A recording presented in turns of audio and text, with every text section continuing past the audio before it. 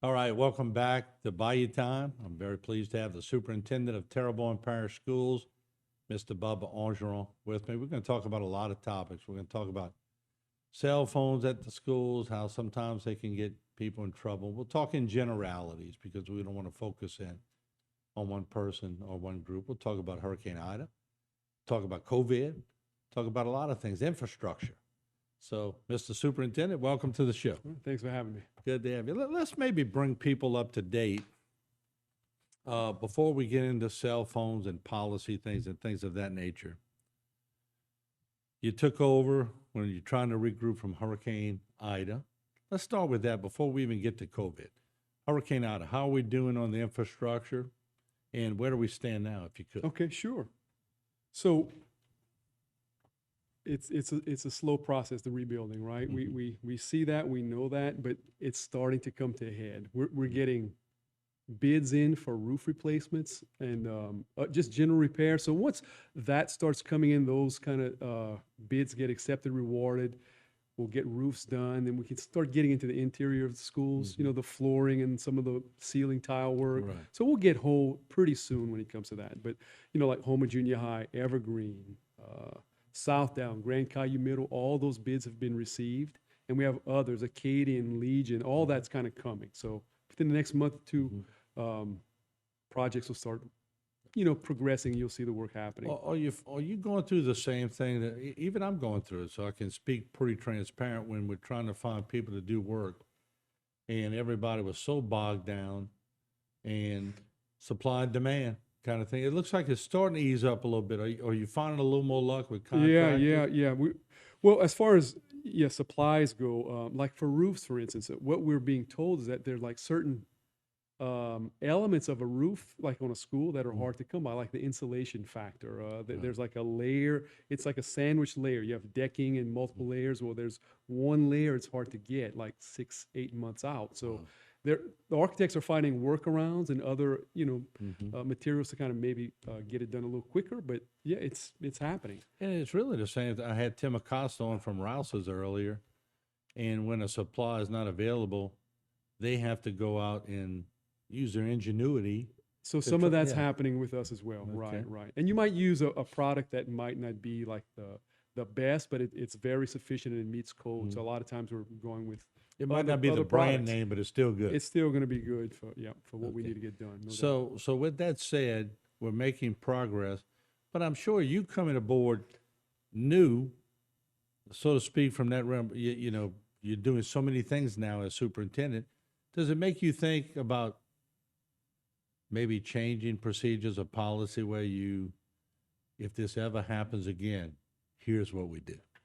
Does it make you sort of look in that direction? Yeah, I think one of the main things that I'm seeing is that we have to have all these contractors in place before the storm. We didn't quite have simple things like an environmental guy, like to do all the air quality testing so we can put people back in schools earlier. See, we had to get one. Right now we have one. So that's going to be ready earlier. So a lot of those kind of things have a pool of people ready to go. So we kind of get started a little quicker. I think that's one of the main things. And the environmental guy, as you know, we had a big situation where there was some discretion, but then once the environmental studies were released to the public, it sort of calmed some of calmed that down. apprehension. Yeah. So I mean, yeah, an environmental person would be a go-to person where they can actually give you a lot of facts. Right, a lot of facts, right early too. Get that done early where we can do all the mitigation and just feel safe that when we're putting kids in facilities that they've been tested and they're good to go. Yeah. Right. So you've moved forward. How are those portable classrooms working out? Really well. Yeah. Really well. Yeah. And they're pretty well built, huh? Well built, well designed, a lot of space, a lot of, kids move about freely, class exchange. It's not like overly congested. No complaints really at all. Yeah. Some kind of have said they wouldn't mind staying there a little longer. So we've heard that, but they're anxious to get back into the regular facility. Right. And as we have about 2 minutes left on this segment, the psyche of the students, I'm sensing that everywhere the psyche, when we were caught up, and we'll get to Ida in a little bit, we'll get to COVID, but I sense that, boy, it really just wore people out. I sense now, generally in the city, that the energy's coming back. Would that be the same assessment in the school system? Yeah, I think so. Yeah, that's a similar sentiment from our teachers that they're getting on track. They're teaching curriculum. They're in a sound and safe building, and things are moving well. And we all know you're a curriculum guy. You Yeah, want to make yeah, sure that yeah. curriculum That's right. is No getting doubt. done. No doubt. That's where it's at. Let me ask you, because it's when kids were sort of isolated for 2 years and then Ida hit and they're isolated more. Do y'all put more emphasis on guidance counselors and people like that to sort of get them through? Yes, yes. Yeah. So they're going in on a regular basis. Counselors are, and we're aware. We're vigilant. There's mechanisms to report kids who may need extra attention, and that happens often. Yeah. And counselors react and respond very well with. I do want to be vigilant. I do want to be responsible and ask you, have you seen a whole lot of COVID still in the schools at any level? No, not really. We have a lot of kids with the flu. Yeah. A lot of flu cases, but COVID, not really. So the flu's back. Flu's back. Flu disappeared. And Yeah. it's quite prevalent. Yeah. I hear it's pretty strong too. Yeah. Mm-hmm. Yeah. They're sick for a number of days. 5 or 6 days yes. from what I'm hearing. Yes. They So, tell me it bites you pretty good. So, yeah. but with that said, and once again, so we're seeing the transformation. I don't know why that all works, where COVID takes over, flu disappears, COVID disappears, flu takes over. I'm not a doctor. Or Yeah, I medical, quit but- trying to figure that out. Yeah. Yeah. So- but as a superintendent, you just got to go. Do you get reports every so often where you just look at the numbers? We do. Yep. And we have a district-wide nurse who's in Right. charge of all the nurses, and we talk about cases. And she came on before. That's wasn't right. That's Yeah. right. Yep. So And that's she just does a great job with that, and we respond as needed. Yeah. But so far, we're managing. Things are going well. Kids are in school for the most part, other than those cases. And can we knock Kids- on wood with that, because Yeah, I think we need to. we got through a whole football season. We mhm. got the Christmas is coming, Thanksgiving's coming. I don't want to rush it. We got to get through Thanksgiving first. But Yeah. wouldn't it be nice to go through all these and just sort of get back to normal? Just back to normal. It Do would we be. know what that is, normal? We may. I don't know. It's been a while. Yeah, It's I mean, been a while. we've all morphed into something a little different. But let's morph into this. And I want to talk in generalities, in fairness to you, because I know you have to, because there's some pending stuff that takes place in school system. But in order to be fair with you, private schools have had the same problem. This is not a public school issue related to Terrebonne Parish. This is a public-private school issue related to all states, all schools nationwide. Kids have cell phones. I hate to think if we'd had cell phones in those days, we'd have probably been a lot of pranksters and doing different things. But sometimes I have to be honest with myself and with the audience. I don't know if we would have used those, but some of the things we see nowadays, that they can incite riots, they can ruffle people up pretty good. So in a general term, what's the school policy on cell phones, their use? Maybe give us some of the rules, because to be honest, I don't even know the rules, and maybe some people don't, unless you're in the public school system. What are all the rules? Yeah. So generally the rule is when a student crosses the threshold of that classroom, cell phones are off, unless the teacher has a very specific cell phone activity. Which, I mean, look, they're computers, right? So you can do a lot of research. You can do a lot of different things constructively with the cell phone. So, but outside of that, it's not open cell phone use inside classrooms. That might be a perception, but that's not the case. Do kids typically or commonly slip a little text? Probably so. Do we address that and then give consequences? Yes, we do. Some teachers are very vigilant. Most teachers are very vigilant, particularly in the high school. And you can pick up a kid just by their mannerisms if they're probably up to doing something on their cell phones, right? But if it's not a very prescribed activity in the classroom, cell phone use inside the classroom is out or off limits. But at recess and different times like that, we allow the usage of cell phones, and they do what they do. check their Right. social media, they text or whatever, and that's it's probably reduced the number of cell phone infractions by allowing them to get that little connection to their phone and their world outside of the present, or the the It gives them, people what, around about them. 15 minutes to go around? About that, yeah, Yeah. yeah. So I always said it gives them that little a connection or that Gives them a fix, yeah, fix, fix, right? yeah. And it hasn't been out of hand, for the most Mm-hmm. part, or hasn't gotten out of hand, and we just think that's because they're dependent upon cell phones. So Mm-hmm. just giving them that time kind of works.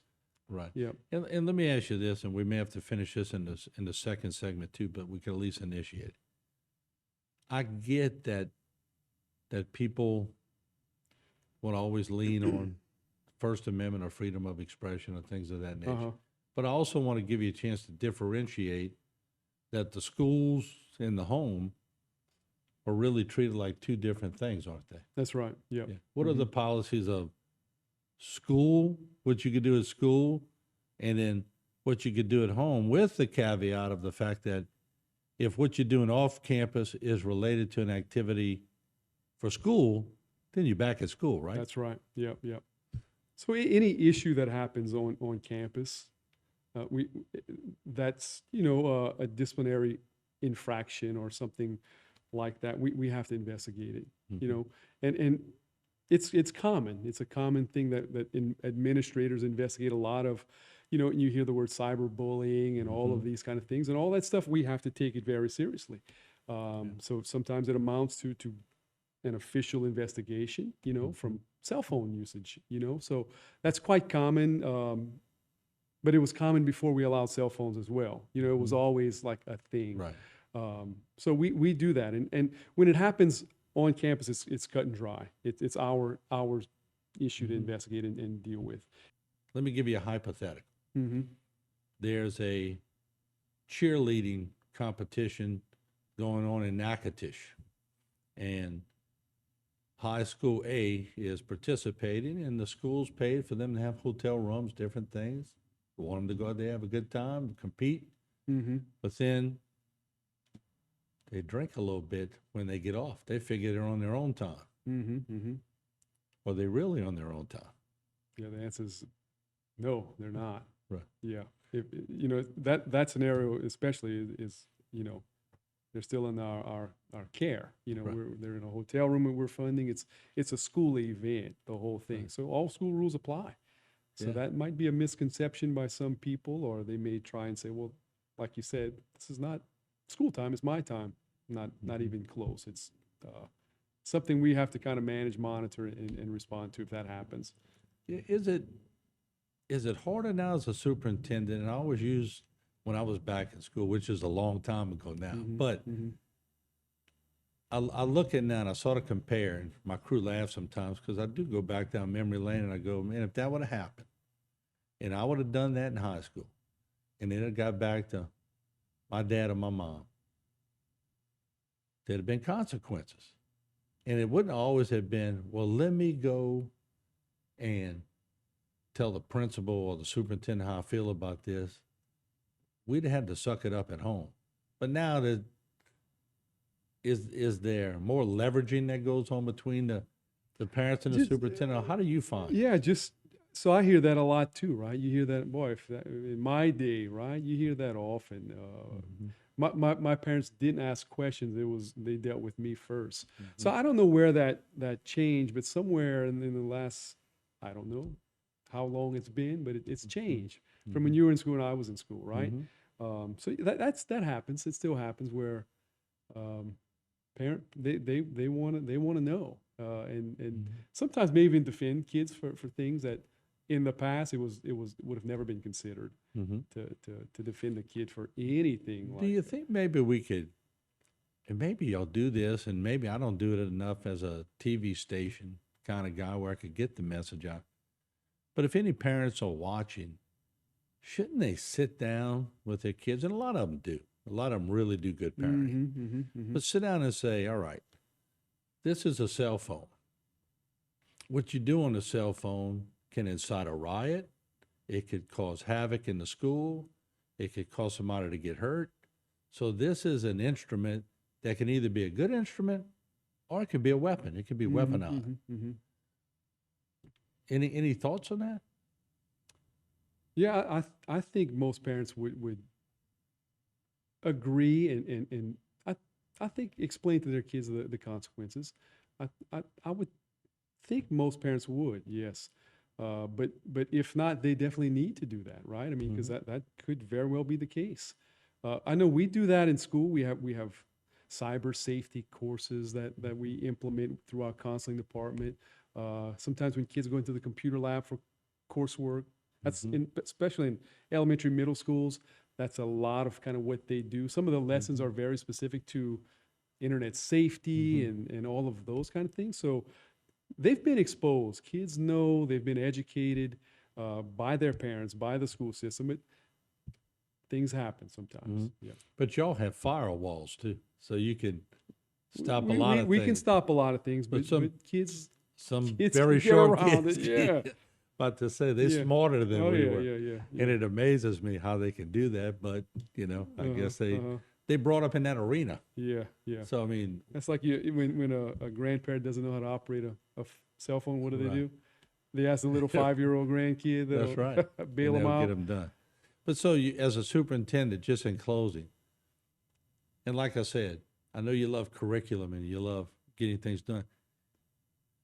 You've had to morph into so many other things just to see the whole spectrum happen. It's been challenging, yes. Yeah. And like you said, that my forte is Right, you're a instruction, curriculum guy, yeah, curriculum, yeah. and I still am to a large degree. But right, our priority is getting our schools back online. And that takes a lot of work, and we have great people working for us and with us, from architects to central office staff. But it's a priority almost every day, making sure we have things moving. The minute you kind of back off and you quit asking the questions, you don't know what's happening, and Right. you don't know how aggressive we're being. And you almost got to stay on it. You've got to stay on it, right, Yeah. right. And even staying on it and being aggressive sometimes is rather slow. So I'd like And people it's to know that stressful. we're still moving. It is stressful. We're still moving forward. We're trying to make as quick a progress as we can, but it's a slow process. But things, like I said earlier, things are starting to happen. And once we start getting roofs done, the inside's going to start happening very quickly. All the inside repairs. All right. Well, I appreciate you coming and being transparent. Now, a lot of people have been asking me about those things. And Sure.